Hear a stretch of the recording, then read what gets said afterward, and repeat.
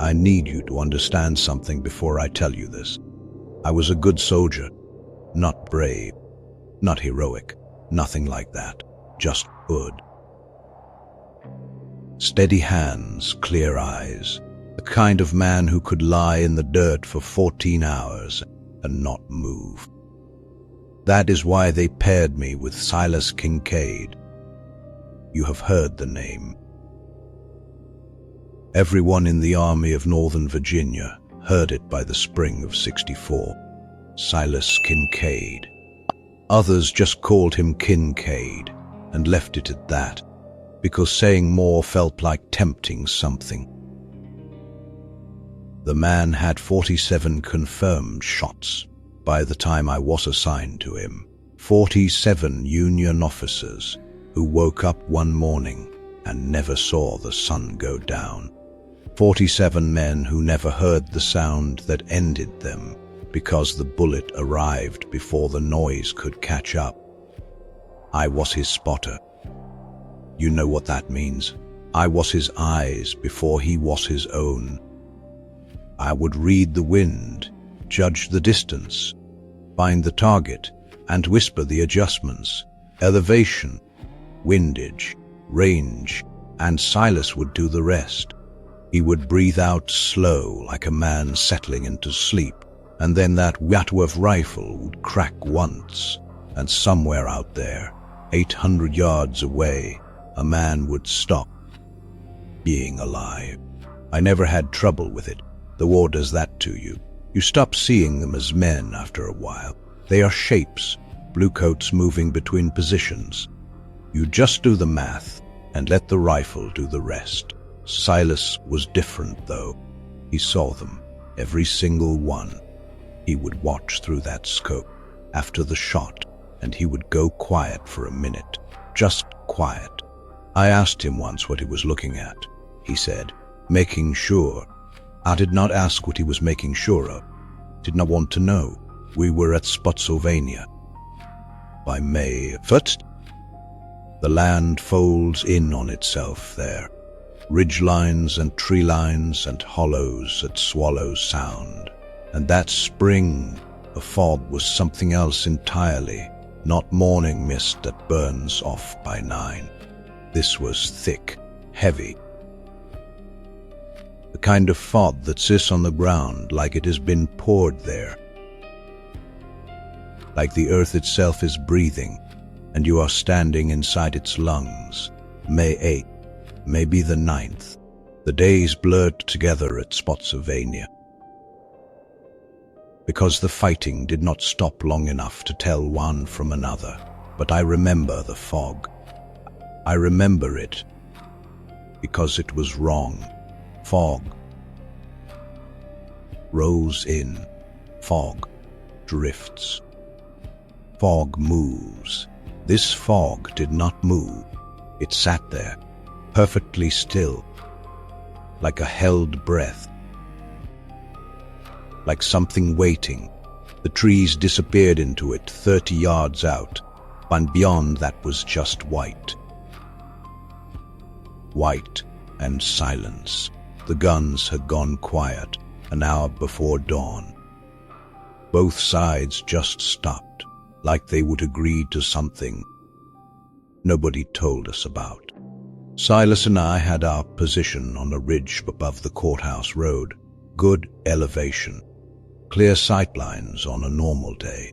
But that morning, all we could see was fog and the dark shapes of trees poking through it, like fingers, like something underneath was reaching up. Nothing today, I said. Cannot see 20 yards.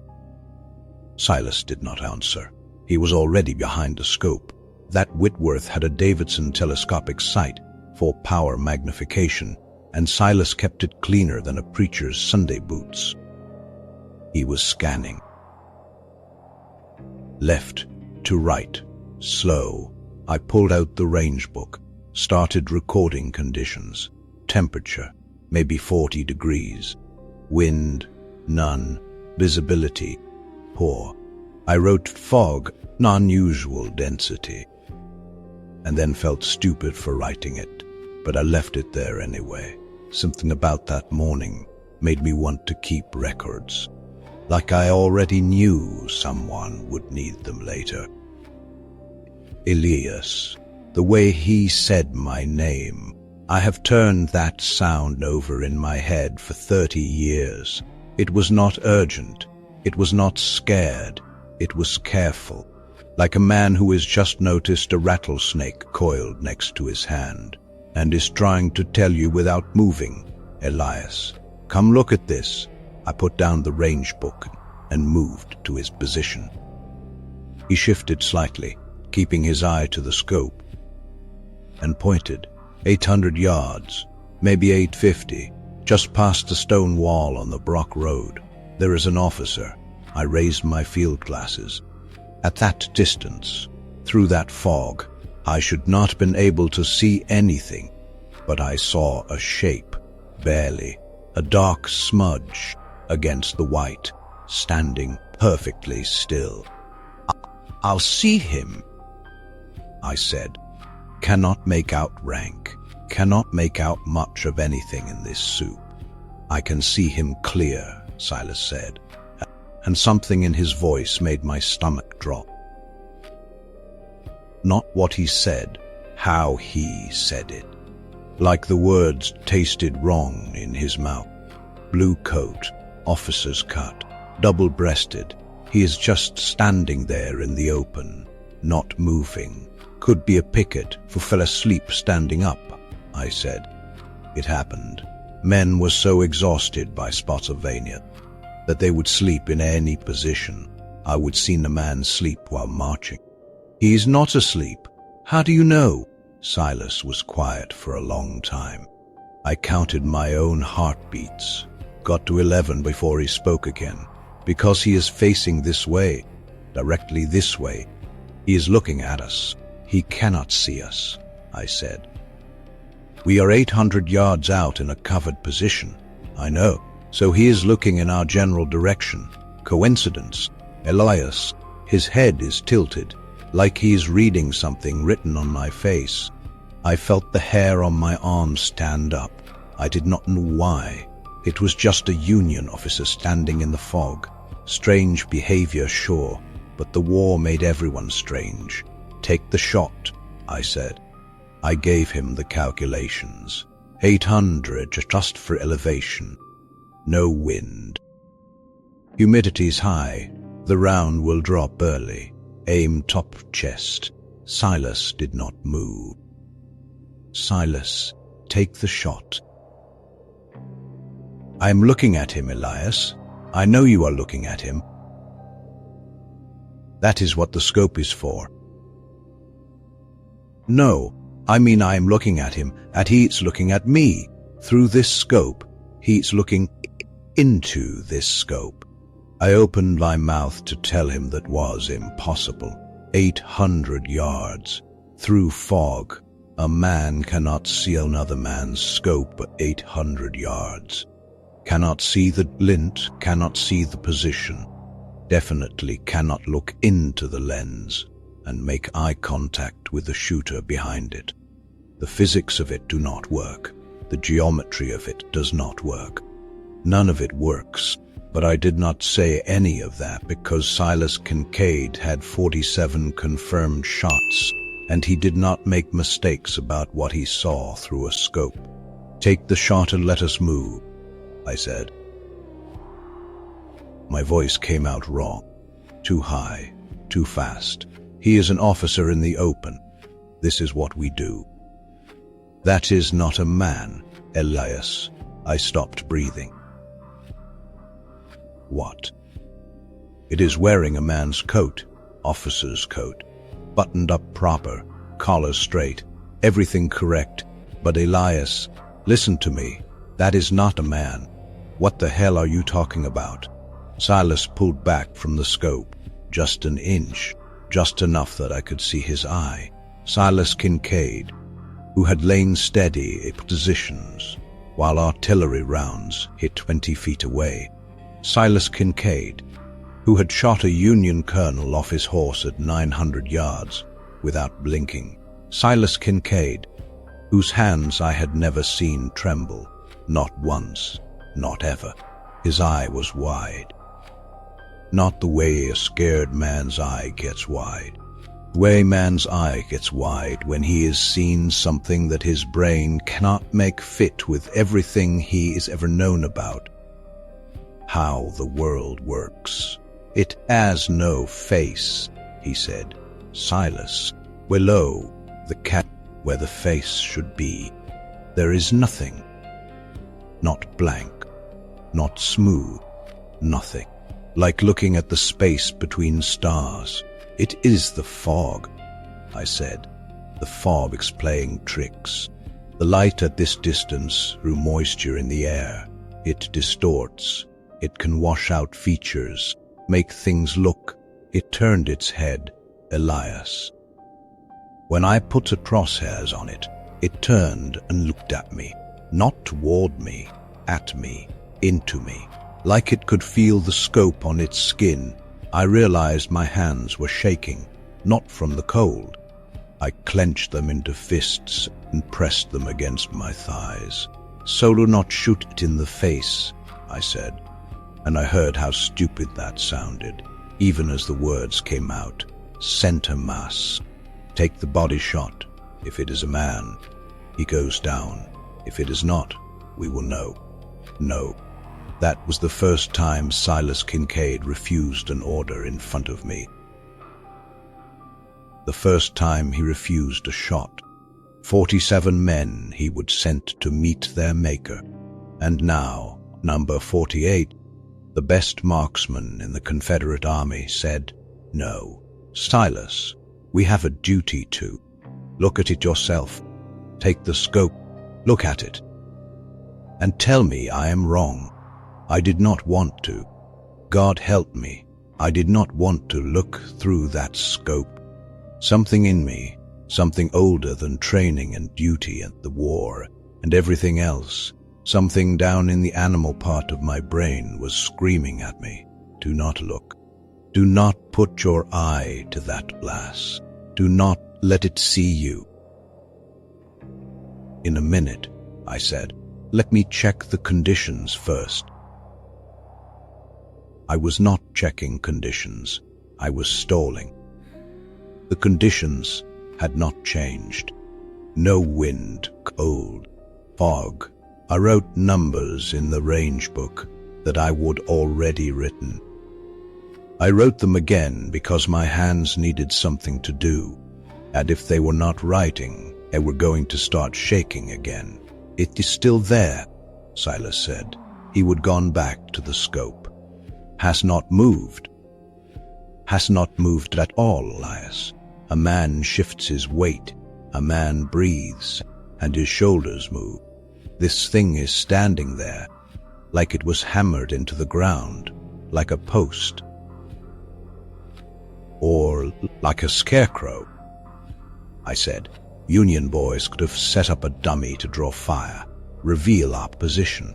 A scarecrow does not turn its head to follow a rifle scope."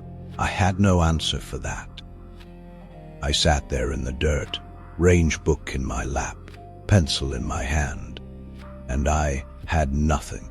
Because either Silas Kincaid had lost his mind after 2 years of killing men at a distance, or there was something standing 800 yards away in the fog at Spotsylvania courthouse that looked like a Union officer, but was not one. I did not know which possibility scared me more. "What do you want to do?" I asked. "I want to leave." "We cannot leave. We have orders. This position covers the Brock Road approach." "Then we sit here and we do not fire, and when the fog lifts, we see what is out there in the daylight, and if it moves on us, it will not." "How do you know?" "Because it does not need to move. It is already where it wants to be." I did not ask him what that meant. I understood it somehow, the way you understand things in dreams. The way you know something without knowing why you know it. Whatever was out there in the fog, it was not approaching. It was not retreating. It was stationed, permanent, like it had been there before the fog, and would be there after. Like the fog existed because of it, like the silence existed because of it, like the whole damn morning was a room built around that one still figure in a Union officer's coat. We sat there for 3 hours. The fog did not lift. The guns stayed quiet. Nobody came. Nobody went. The whole world had stopped, except for me and Silas and the thing on the Brock Road. Silas checked the scope every 20 minutes or so. Each time he would look for maybe 10 seconds, then pull away. Each time his face was a little different when he pulled back, not more scared, more certain. Like each look confirmed something he was piecing together. "It is closer," he said at one point. I checked my glasses. The dark shape was in the same place. Looks the same distance to me. Not closer in distance. Closer in, I do not know the word. Like it is more here than it was. More present, more real. I did not look through the scope. I want you to know that. For those 3 hours, I did not look. I told myself it was because I needed to stay on watch, needed to maintain situational awareness, needed to keep my eyes free from movement on the flanks. But the truth was simpler than that. I was afraid that if I looked through that scope,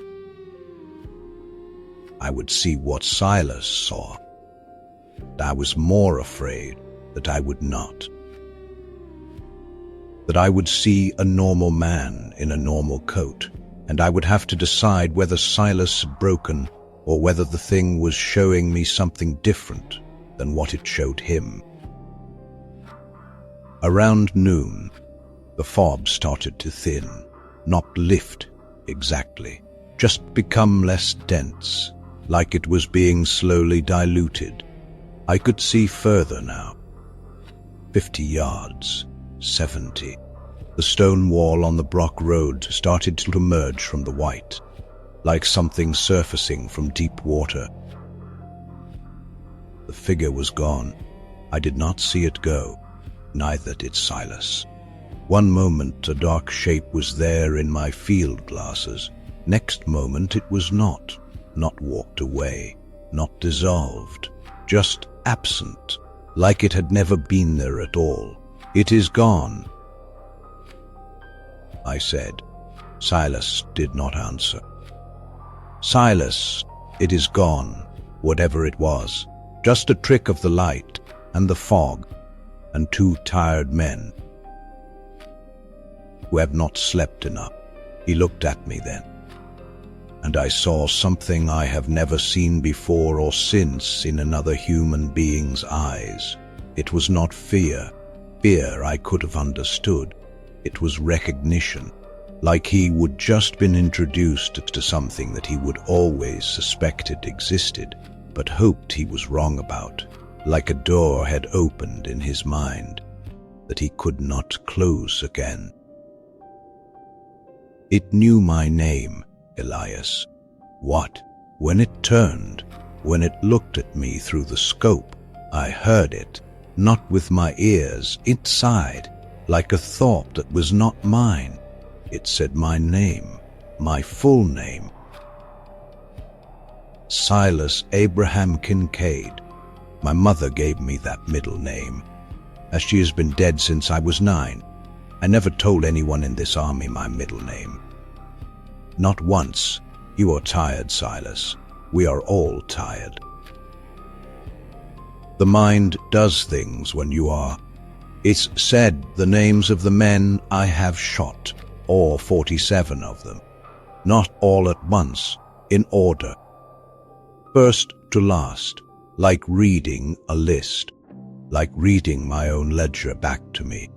I felt something cold run through me that had nothing to do with the temperature, because I kept the ledger, the range book, every shot, every confirmed target, I logged them. And sometimes, when headquarters sent reports, The names would come back to us, the names of the officers Silas had dropped. I kept those names in the back of the book, a private record. Silas had never asked to see it. Silas had never wanted to know of the names. He told me once that the names would make them real again, and he could not afford that. But now he was telling me that the thing in the fog had recited those names to him through a telescopic sight at 800 yards without making a sound. "I am done, Elias," he said it simply, the way you would say, "I am hungry," or "it is raining." A fact, an observation about the state of things. You cannot be done. We are in the middle of a battle. Desertion is a hanging offense. Then they will hang me, but I'm not looking through that scope again. And I am not sending another bullet downrange to anything, man or otherwise. I am finished. He meant it. I could see that he meant it. The way the ground is solid and the sky is up. This was not a decision he would made. It was something that had been made for him. That thing in the fog, whatever it was, had not just shown him something. It had taken something from him, the part that could pull the trigger, the part that could send a bullet through a man at distance and sleep at night. It reached across 800 yards of Virginia fog. It pulled that piece of Silas Kincaid right out of him, clean as pulling a tooth. That night after dark, I woke to the sound of something breaking, not loud, a clean, deliberate snap. I turned over and saw Silas standing at the edge of our position, holding his Whitworth in both hands. He would broken the stock clean in two, snapped it over his knee. That rifle was worth more than everything else he owned combined, a precision instrument imported through the blockade from England, and he broke it like kindling. He looked at me, did not say anything, just looked.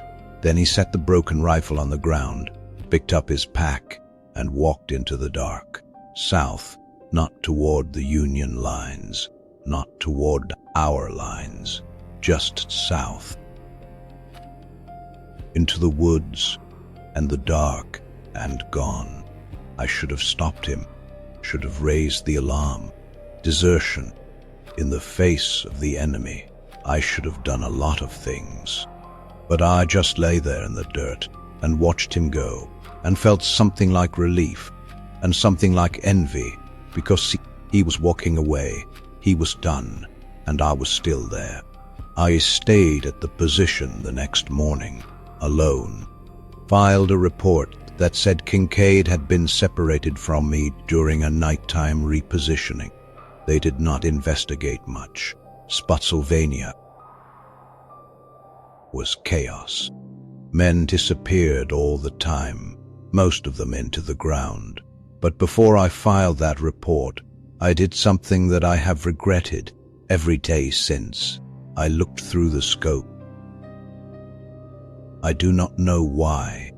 I told myself it was to prove that Silas had imagined it, that the fog and the fatigue and 2 years of war had broken something in his mind, and there was nothing out there but trees and stone walls and the same Virginia dirt we would all been bleating into since '61. The fog was back, same as yesterday, still, heavy, wrong, and on the Brock Road, just past the stone wall, standing in the open, 800 yards out, there was a figure in a blue officer's coat. Through that 4-power Davidson scope, I could see it clearly. The coat was correct, every button, every fold. The cap sat on its head at a regulation angle. The shoulders were squared, the posture rigid. Everything about it perfectly, precisely military, except there was no face, not blurred, not hidden, not turned away. just absent. Below the brim of the cap, where eyes and nose and mouth should have been, there was something my mind could not process, not darkness, not light, not skin or bone, or anything that belongs on a person, a void, an emptiness that had weight and presence and depth, like looking into a well that has no bottom, like staring at a hole in the world shaped like a man's face, and it was looking at me. I know that does not make sense. How can something with no face look at you? But it was. I felt it, the way you feel heat from a fire or cold from a river, a physical sensation, attention, focus.